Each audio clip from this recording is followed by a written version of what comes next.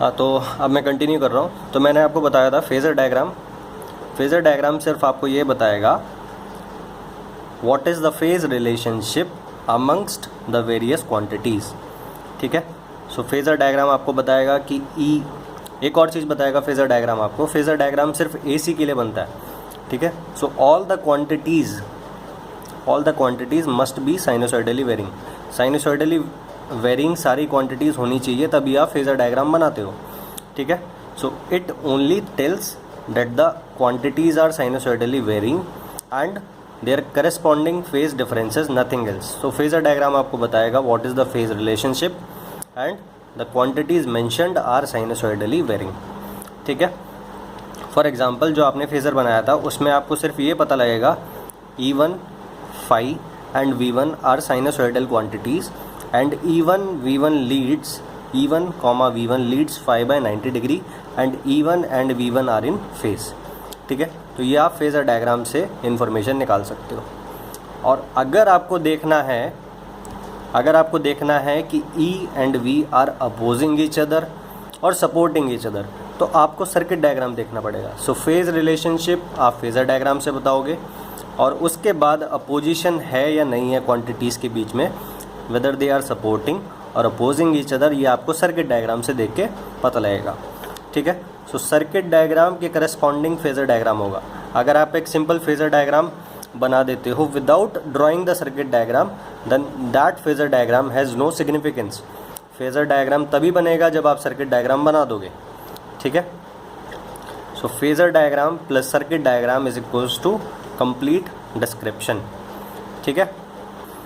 Now अब आपको क्या करना है, आप प्राइमरी साइड पे देख चुके हो, जहाँ आपने प्राइमरी साइड कौन सी थी आपकी HV साइड, जहाँ पे N1 टर्न्स थे।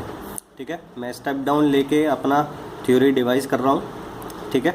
N1 is greater than N2 और ये आपकी प्राइमरी साइड है, ये आपकी सेकेंडरी साइड है। Primary is your HV side, secondary is your LV side.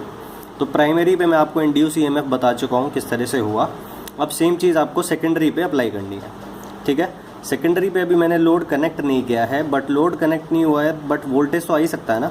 So open circuit type of situation है, कोई करंट फ्लो नहीं करेगी बट वोल्टेज तो होगा ना। ठीक है। सो जैसे ही फ्लक्स होगा वैसे ही वोल्टेज आ जाएगा। ठीक है। तो वही सेम चीज़, initially the flux is positive यानी कि direction is same as reference, तो फ्लक्स की डायरेक्शन होगी नीचे की तरफ एंड d∅dt इज़ पॉजिटिव यानी कि इंक्रीजिंग।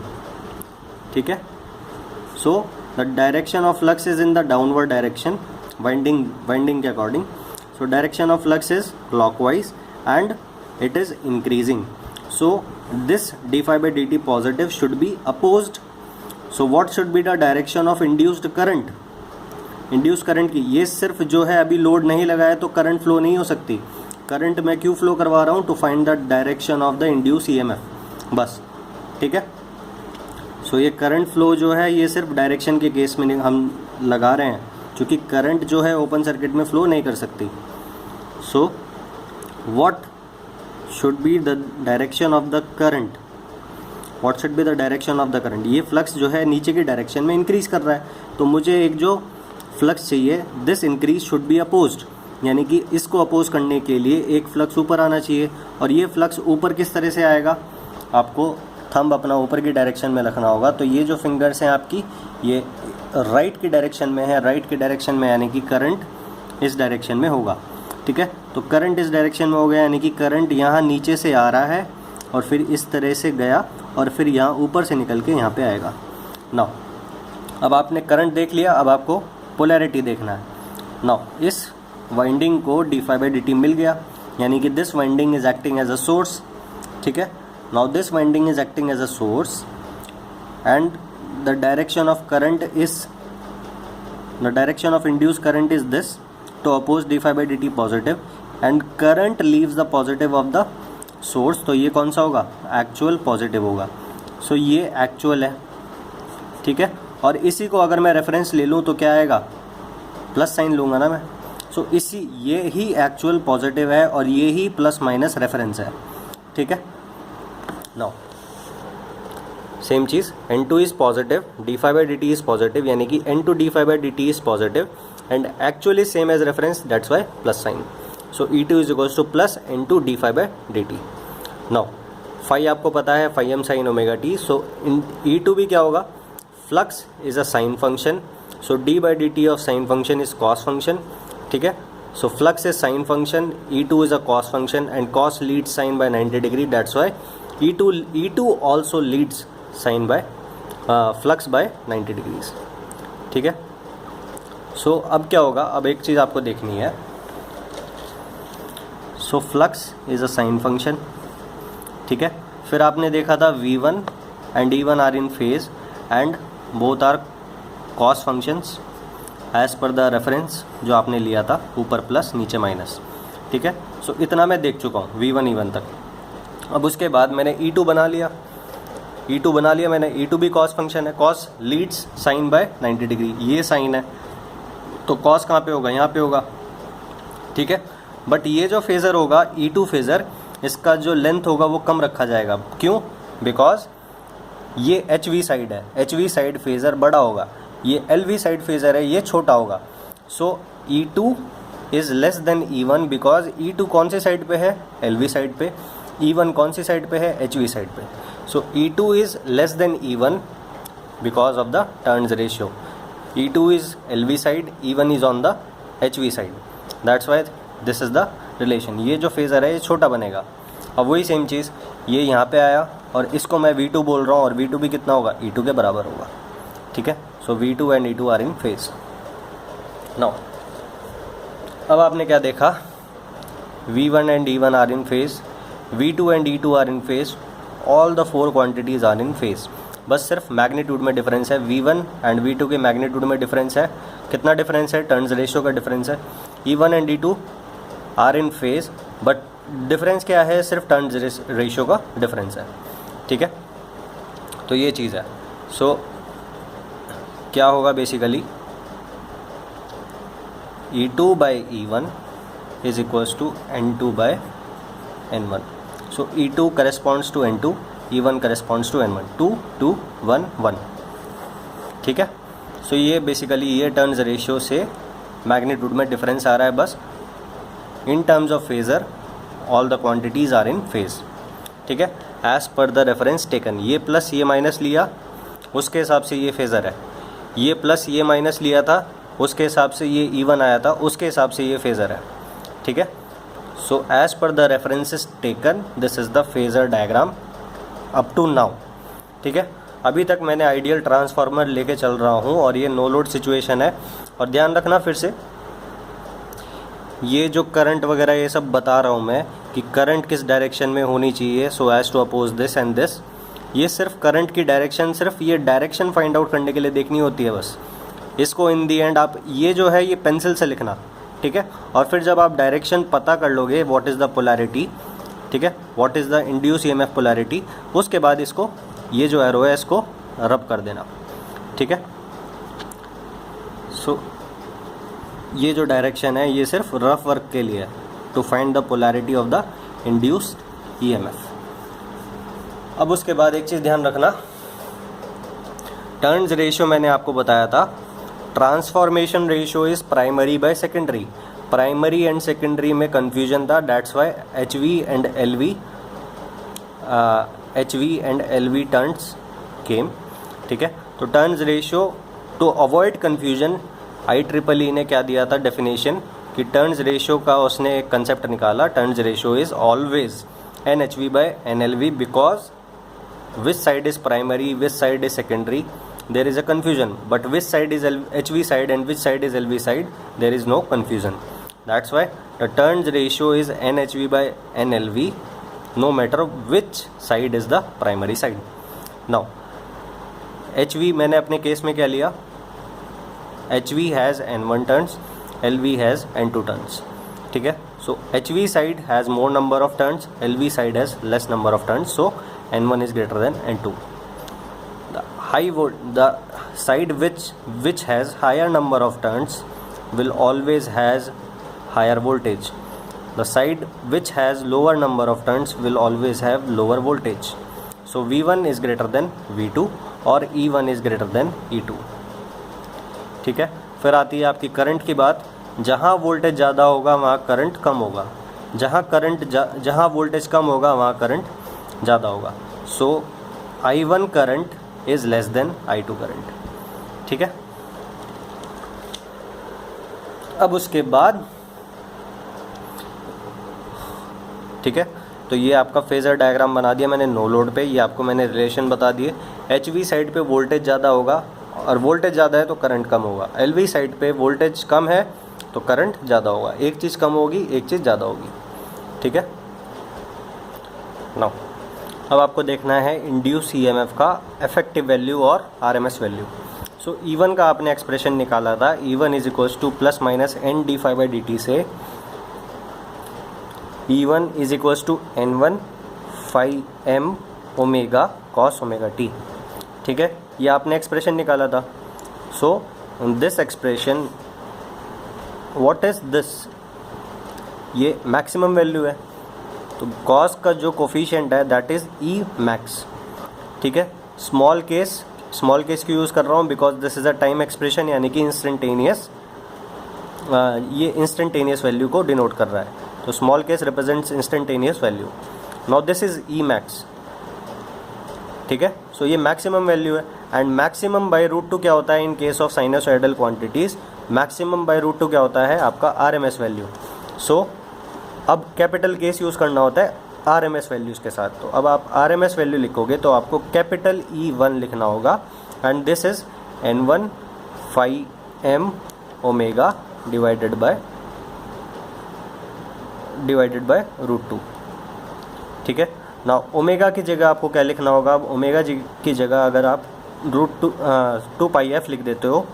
ठीक है, सो ये रूट टू से 2 कैंसिल होगा तो रूट 2 बचेगा। ठीक है, and root two pi is 4.44। ठीक है, so this is 4.44 N1 phi max into frequency. सो ये आपका इंड्यूस EMF का एक्सप्रेशन होगा। एंड सेम चीज़ अगर आप E2 के लिए अप्लाई करते हो, सो E2 के एक्सप्रेशन में क्या आएगा, सिर्फ N2 आ जाएगा। सो ये E2 का एक्सप्रेशन होगा 4.44 N2 phi M phi max into F। तो ये E2 का एक्सप्रेशन होगा। और अगर आप दोनों को डिवाइड कर देते हो, दोनों को डिवाइड करोगे, सो फाई मैक्स कट जाएगा, F कटेगा, 4.44 कट जाएगा। सो आपको दिखाई देगा that E1 by E2 is equals to N1 by N2। ठीक है, सो E1 लिया तो E1 की साइड के टर्न्स लेने हैं ऊपर, E2 लिया तो E2 के साथ N2 लेना होगा। ठीक है, सो बिल्कुल एग्जैक्ट चीज़ है। अगर यहाँ 1 लिया तो यहाँ भी 1 लेना है, यहाँ 2 लिया तो यहाँ भी 2 लेना है। ठीक है, सो ये आपका रिलेशन होगा, बिल्कुल डायरेक्ट रिलेशन है। 1/2 इज इक्वल्स टू 1/2। सो ये डायरेक्ट रिलेशन है बिल्कुल। सो वोल्टेजेस एंड टर्न्स में बिल्कुल डायरेक्ट रिलेशन है, 1/2 इज इक्वल्स टू 1/2। अब उसके बाद तो ये चीज़ है जो मैंने आपको बताया। RMS कितना होगा, peak divided by root 2, omega को 2 पाई एफ लिख दिया। सो ये root 2 pi phi M into F into N1। So divide करा तो आपको क्या मिला, E1 by N1 is equals to E2 by N2 और E1 by E2 is equals to N1 by N2। अब ये जो E1 बाई N1 होता है, E1 किसके अक्रॉस आ रहा है, N1 टर्न्स के अक्रॉस आ रहा है। सो ये जो वाइंडिंग है, अगर मैं इसको वाइंडिंग को इस तरह से बनाता हूँ तो ये प्लस ये माइनस, E1 कितने टर्न्स के अक्रॉस आ रहा है, N1 के अक्रॉस। तो एक सिंगल टर्न पे कितना वोल्टेज आ रहा होगा, E1 बाय N1। सो ये क्या है, E1 by N1 is, this is voltage पर टर्न। ठीक है, so E1 by N1 is equals to E2 by N2 होता है इन एनी केस। ठीक है, सो वोल्टेज पर turn is same on both the sides of the transformer. ठीक है, so turns ratio E1 by E2 is equals to N1 by N2 is equals to turns ratio. ठीक है, और फिर उसके बाद दूसरी चीज़ मैंने आपको बताई, E1 by N1 is equals to E2 by N2, यानी कि वोल्टेज पर turn remains the same on the primary and secondary side of the transformer. ठीक है, सो अब क्या चीज़ है, अब एक चीज़ जो है वो ये बतानी है कि ये जो इवन नोटेशन है ये मैंने किसके लिए लिया, प्राइमरी साइड के लिए एंड एचवी साइड के लिए, ठीक है। प्राइमरी साइड के लिए E1 लिया एंड N1 लिया, सेकेंडरी साइड के लिए E2 एंड N2 लिया, इसलिए ये रिलेशंस है, ठीक है। अगर स्टेप अप मोड होता, मैं स्टेप डाउन मोड लेके चल रहा हूँ, स्टेप अप मोड होता तो E1 बाय E2, ठीक है। अगर स्टेप अप मोड होता यानी कि ये आपका कोर होता, ये आपका LV साइड होता और ये आपका HV साइड होता, ठीक है। सो यहाँ पे E1 आता, ये आपका प्राइमरी साइड होता, ठीक है, और ये आपका सेकेंडरी साइड होता। सो यहाँ E1 आता और यहाँ E2 आता। अब ये N1 होता और ये N2 होता, और इसमें बड़ा कौन सा होता है N1 N2 में, ये वाला, ठीक है। Now turns ratio is HV by LV, HV turns is N2,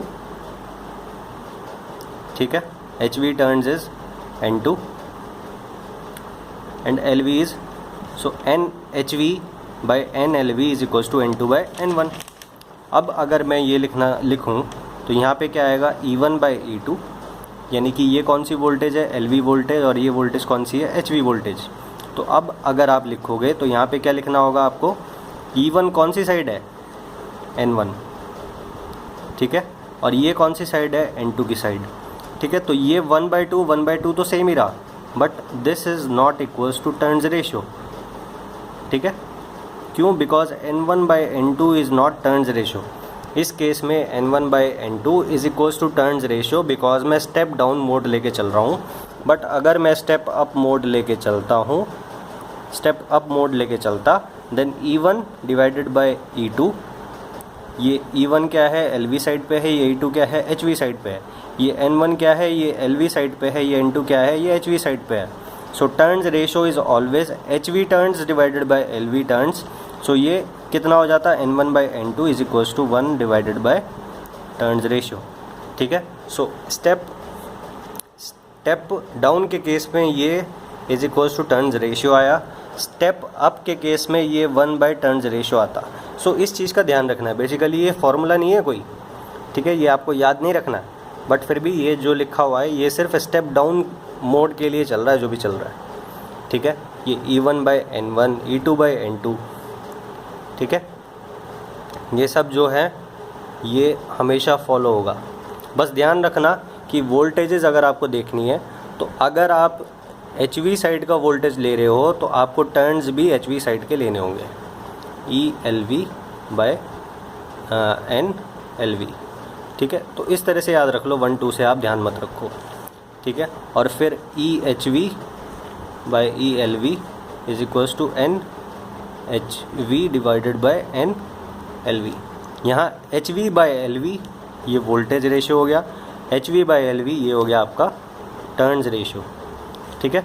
so HV correspond, LV correspond, ये ध्यान रखना। इस तरह से ध्यान रख लो, 1 2 में कन्फ्यूजन हो सकता है, बिकॉज मैं स्टेप डाउन में लेके चल रहा हूँ तो ये टर्न्स रेशियो के बराबर आ रहा है, ठीक है। स्टेप अप में लेके चल रहा हूँ तो ये 1 बाय टर्न्स रेशियो के बराबर आ रहा है, तो कन्फ्यूजन नहीं रखना बेसिकली, ठीक है। और एक और चीज़ जो बहुत काम आएगी वो ध्यान रखना कि HV साइड पे वोल्टेज ज़्यादा होता है एंड करंट कम होता है, LV साइड पे वोल्टेज कम होगा एंड करंट ज़्यादा होगा, ठीक है। अब बात करते हैं अपना आइडियल ट्रांसफार्मर की।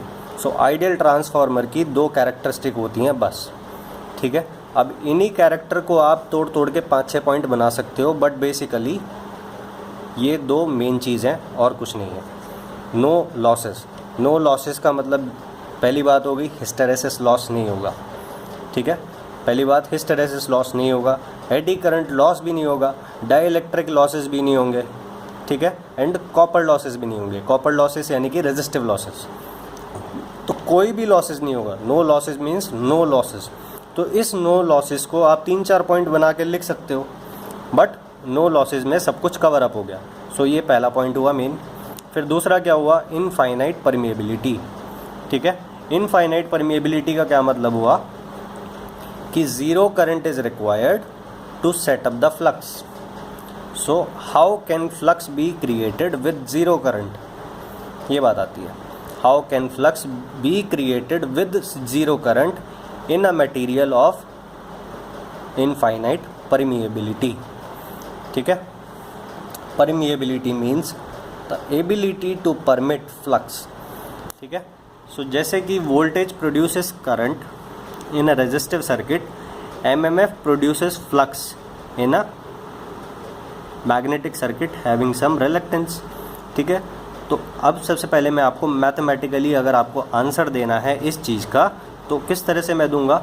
एमएमएफ होता है एन आई, ठीक है, और फिर रिलक्टेंस का फॉर्मूला जो होता है वो डिज़ाइन पे डिपेंड करता है कि मैग्नेटिक सर्किट का डिज़ाइन क्या है। ठीक है, सो रिलक्टेंस का फॉर्मूला इन एनी केस आपका होता है L divided by mu A। ठीक है, ये L क्या होता है, ये A क्या होता है, इसको भूल जाओ, बस आपको ध्यान देना है कुछ। वो ध्यान क्या देना है आपको, अब आप क्या करो, N I is equals to, ये जो एन आई को यहीं रखो आप और इस L बाय म्यू ए को इधर मल्टीप्लाई में लेके चले जाओ। सो ये हो जाएगा flux into L by mu into A. ठीक है, ना आप करंट को इस साइड रखो एंड नंबर ऑफ टर्न्स को इस साइड लेके चले जाओ। सो ये हो जाएगा 5 by N L by mu A. ये L इंडक्टेंस नहीं है, ये L है। ठीक है, ये लेंथ होती है L डिवाइडेड बाय म्यू ए। ठीक है, अब आपको क्या देखना है, आपने क्या रखा, ये कौन सी करंट है जो फ्लक्स को सेटअप करेगी। सो फ्लक्स सेटअप होगा। ठीक है, अब as mu tends to infinity, ये जो म्यू है ये इन्फिनिटी पे पहुंच जाएगा। ठीक है, ये डिनोमिनेटर इन्फिनिटी हो गया तो ये रिजल्टेंट क्या आएगा, total zero. So I is equals to zero आएगा। So as mu tends to infinity I is equals to zero. ठीक है, सो म्यू के इन्फिनिटी होने से आई ज़ीरो हो गया, यानी कि excitation current, excitation current means the current which set up the flux. So with mu tending to infinity the current, the exciting current is equals to zero. तो ये तो मैथमेटिकली प्रूफ हुआ। ठीक है, अब अगर आपको मैं लैंग्वेज टर्म में बताऊं कि लैंग्वेज टर्म में अगर आपको आंसर देना हो तो मैं ये कहूँगा, you can not imagine a material with infinite permeability, so how can you imagine a flux being created with zero current. जैसे कि आप mu is equals to infinity को इमेजिन नहीं कर सकते, वैसे ही आप ये इमेजिन नहीं कर सकते कि फ्लक्स कैसे प्रोड्यूस हो रहा है विद ज़ीरो करंट। तो ना तो आप इस चीज़ को इमेजिन कर सकते और ना आप इस चीज़ को इमेजिन कर सकते। ठीक है, सो अगर आप ये मेरे से क्वेश्चन पूछते हो, ठीक है, how can flux be created with zero current, तो मैं आपसे क्रॉस क्वेश्चन करूँगा कि how can you get me a material having infinite permeability. ठीक है, सो बेसिकली ये पॉसिबल नहीं है, तो ये कैसे पॉसिबल होगा ये पूछना गलत है। सो ये सिर्फ आप मैथमेटिकली ये ऑन पेपर दिखा सकते हो, this is not practical situation. Ideal case की बात चल रही है। ठीक है, आइडियल केस यानी कि इम्प्रैक्टिकल। अब उसके बाद आपने सब कुछ देख लिया, आरएमएस वैल्यू देख ली, आइडियल ट्रांसफार्मर आपने देख लिया। उसके बाद उससे पहले आपने फेज़र डायग्राम, ये सब थोड़ा बहुत जो भी अभी तक हुआ, जितना भी सर्किट आपने देखा उतना आपने फेज़र डायग्राम बना लिया। अभी तक क्या नहीं आया, अभी तक लोड नहीं आया। So what should I do now, I will connect the load. So मैं लोड कनेक्ट करता हूँ अपना। सो मैंने यहाँ लोड कनेक्ट कर दिया। ठीक है, वोल्टेजेस पहले से ही यहाँ डेवलप थी। जैसे ही आप लोड लगाओगे लोड को वोल्टेज दिखाई देगा और लोड के अंदर क्या करंट फ्लो, लोड के थ्रू क्या फ्लो करेगी, करंट। सो ये करंट ये करंट लोड में जा रही है तो बेसिकली सेकेंडरी में भी प्रोड्यूस हो रही होगी। ठीक है, so this current is flowing in the circuit, secondary circuit. अब जब ये करंट पहले थी क्या, नहीं थी। ठीक है, जब तक लोड नहीं था ये करंट नहीं थी, जैसे ही लोड आया ये करंट आई। अब ये जो करंट होगी, इस करंट की वजह से इस फ्लक्स में क्या होगा, डिस्टर्बेंस क्रिएट होगा। आई रिपीट, जब तक लोड नहीं था यहाँ कोई करंट नहीं थी, सिर्फ वोल्टेजेस प्रोड्यूस हो रखी थी। जैसे ही लोड आया वैसे ही इन इंड्यूस ईएमएफ की वजह से एक करंट फ्लो करेगी और वो जो करंट फ्लो करेगी उस करंट की वजह से ये जो फ्लक्स है, फ्लक्स इन द कोर, ये डिस्टर्ब होगा और उस डिस्टर्बेंस की वजह से क्या होगा ये देखते हैं। सो सपोज जैसे ही लोड आया वैसे ही जो करंट की जो डायरेक्शन थी वो ये थी, इस डायरेक्शन में। सो जैसे ही इस डायरेक्शन में करंट फ्लो करेगी आपको ये देखना है कि इस फ्लक्स पे क्या इफ़ेक्ट आएगा। सो आप फिर से इस करंट के अकॉर्डिंग आपको थंब रूल लगाना है। So current is producing in this direction. ये वायर गया, नीचे से गया, फिर ऊपर से आया, फिर नीचे गया, फिर ऊपर से आया। सो ये इस तरह से। सो इस करंट की वजह से एक फ्लक्स होगा जो ऊपर की डायरेक्शन में होगा, ठीक है। सो ऊपर की डायरेक्शन में होगा। सो ये करंट जब तक नहीं थी फ्लक्स इस डायरेक्शन में था, ठीक है। इस करंट के आने की वजह से एक थोड़ा सा फ्लक्स आएगा जो कि ऊपर की डायरेक्शन में आएगा। सो नेट जो फ्लक्स होगा वो रिड्यूस होगा।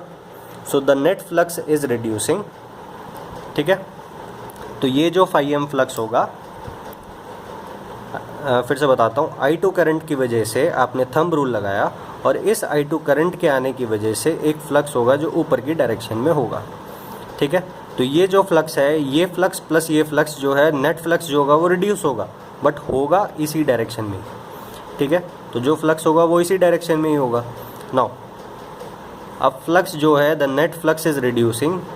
So the net flux is reducing, तो अब क्या होगा, ये जो यहाँ d∅dt था वो अब जो है तो पॉजिटिव ही, बट ये थोड़ा कम हो जाएगा।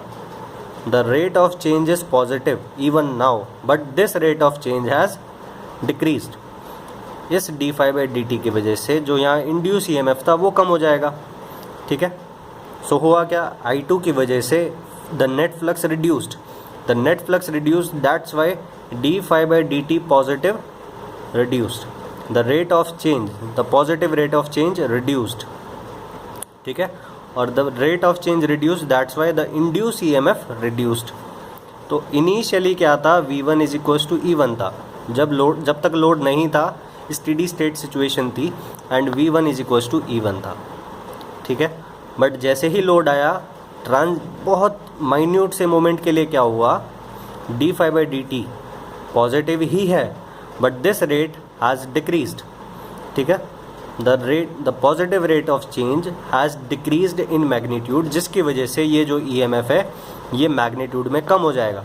और ये मैग्नीट्यूड में कम हो गया, ये तो सोर्स है, ये कम नहीं होगा, यानी कि अब क्या होगा, V1 not equals to E1 होगा, और V1 not equals to E1 होगा, यानी कि अब क्या होगा,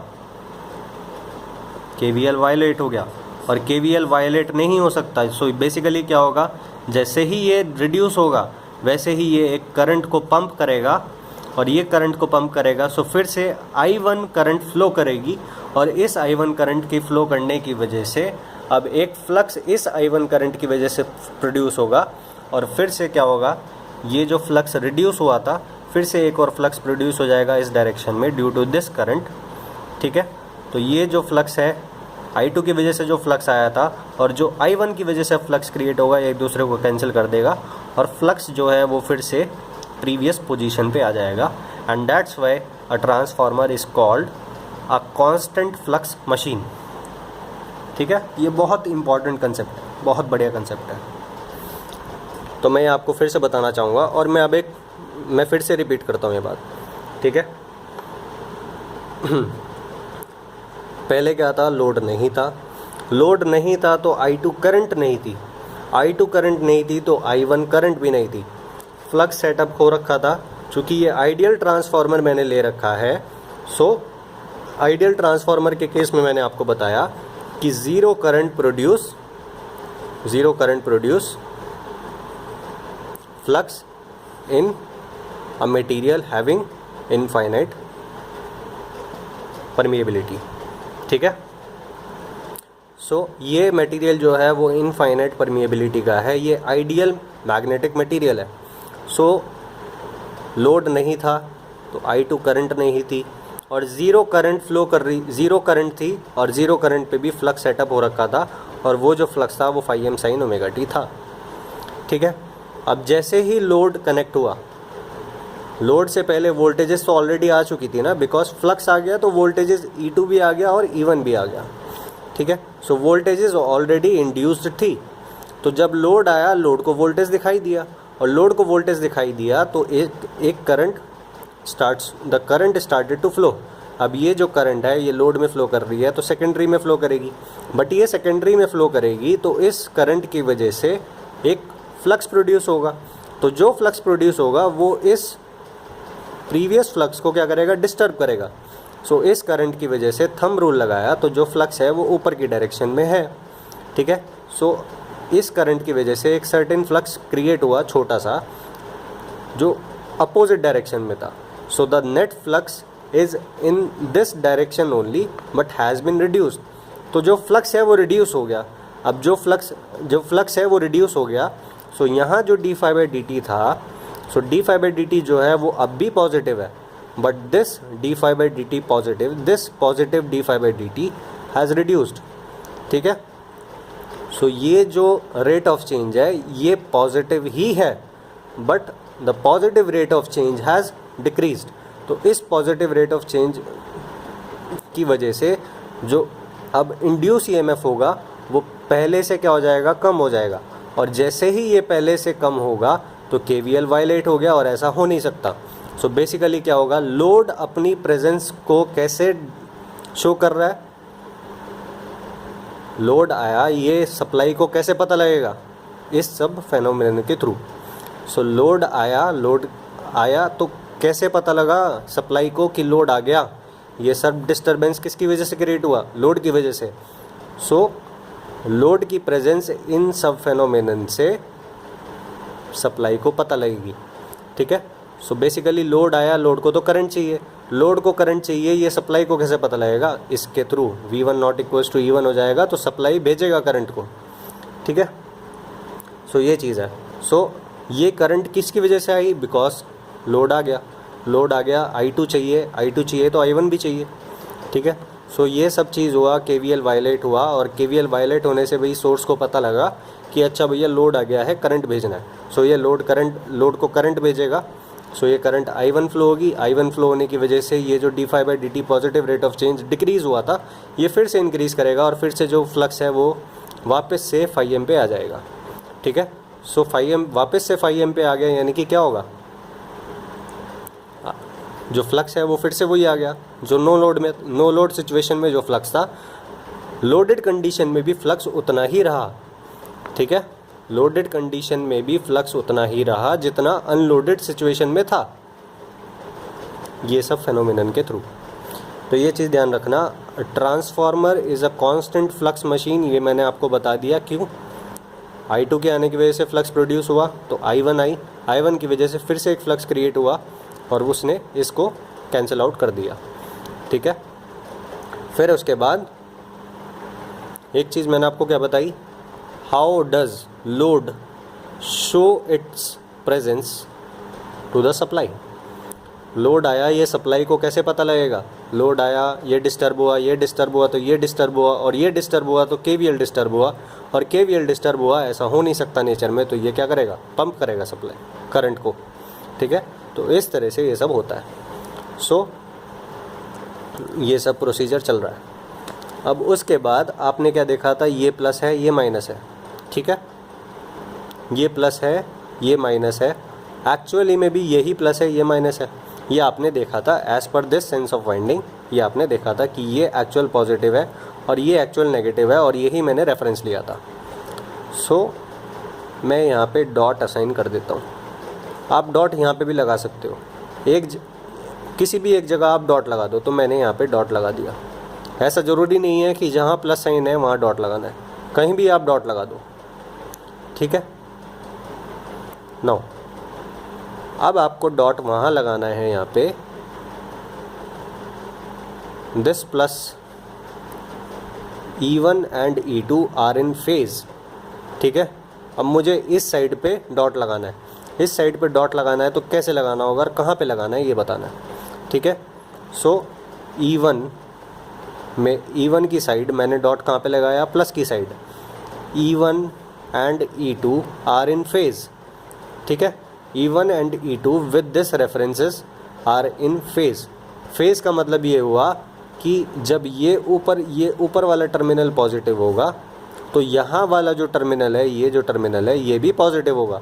तो ऊपर वाला पॉजिटिव है तो ये भी पॉजिटिव होगा, ये अपने मैक्सिमम पे है तो ये भी अपने मैक्सिमम पे होगा, ये 0 पे है तो ये टर्मिनल भी 0 पे होगा।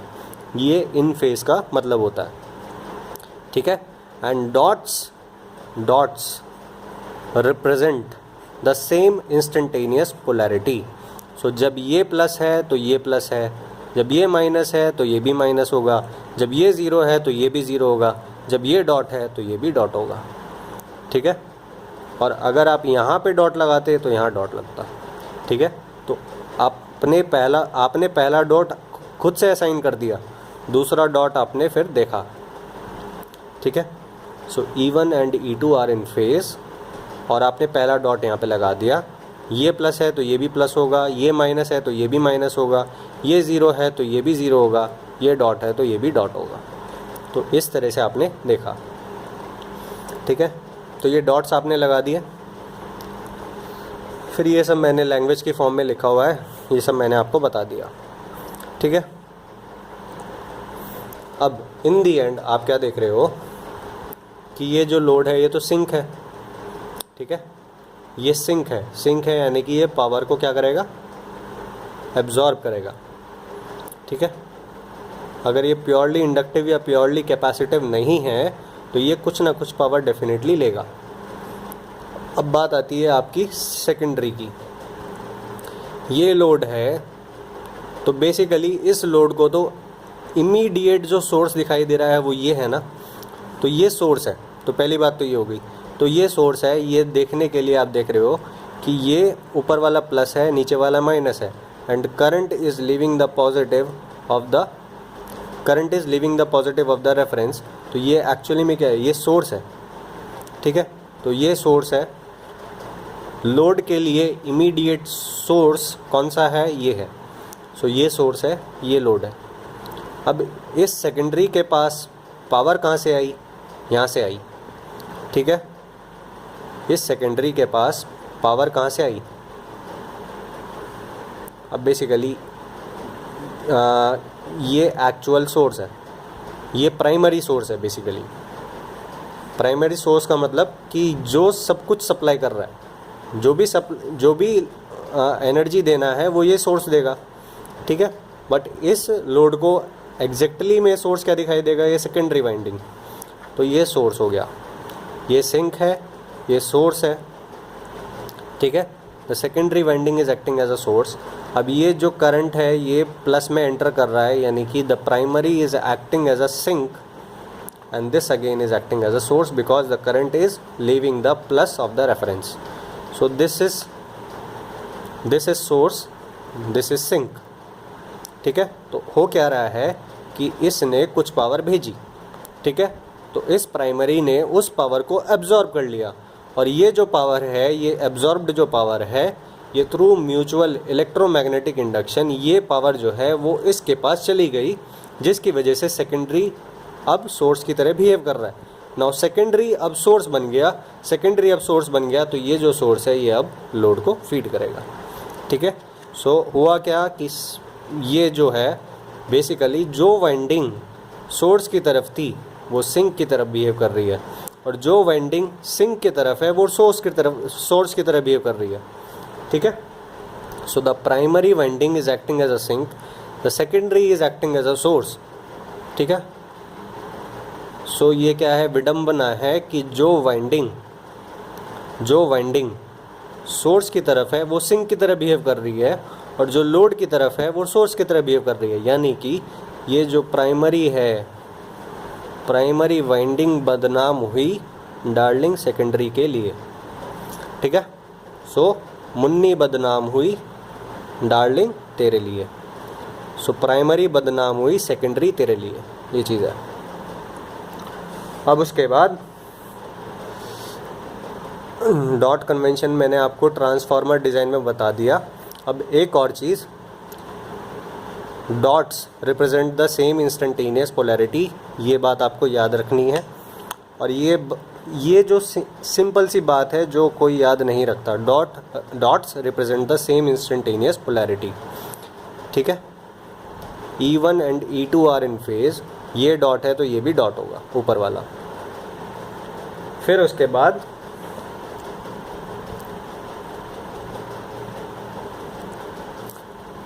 I1 enters the dot, I1 enters the dot, I2 is leaving the dot, ठीक है। सो एक करंट एंटर कर रही है डॉट में और एक करंट जो है वो लीव कर रही है डॉट से। सो बेसिकली आप देखना कि जब इस करंट का पॉजिटिव साइकिल चल रहा होगा तो इसका भी पॉजिटिव साइकिल ही चल रहा होगा। सो अगर यहाँ पे 10 एम्पियर करंट है तो यहाँ पे चूँकि ये लो वोल्टेज साइड है ना और ये हाई वोल्टेज साइड है, हाई वोल्टेज साइड की तरफ करंट कम होती है, ठीक है, लो वोल्टेज साइड की तरफ करंट ज़्यादा होती है। तो सपोज़ जो टर्न्स रेशियो है वो आपका 10 है, तो इस साइड करंट कितनी आएगी, 100 आएगी, 10 × 10 100। सो यहाँ पे इसी डायरेक्शन में 100 करंट फ्लो कर रही होगी। एक सर्टेन मोमेंट पे मैं बोल रहा हूँ कि अगर यहाँ पे 10 एम्पियर करंट फ्लो कर रही है तो उस मोमेंट पे यहाँ पे 100 करंट फ्लो कर रही होगी। So the 10 ampere current is entering the dot which is conveying the information that the energy is being absorbed by this primary, ठीक है। this current is leaving the dot, that means two things. first thing means this current is out of the dot, यानी कि this current is opposing the flux, ये oppose कर रही है flux को, ठीक है। this current is opposing the flux, this current is entering the dot, so this current is aiding the flux, this current is leaving the dot, so this current is opposing the flux. So this aids and this opposes, so ये this aid and oppose are equal, that's why constant flux यहाँ पे बना रहेगा, ठीक है।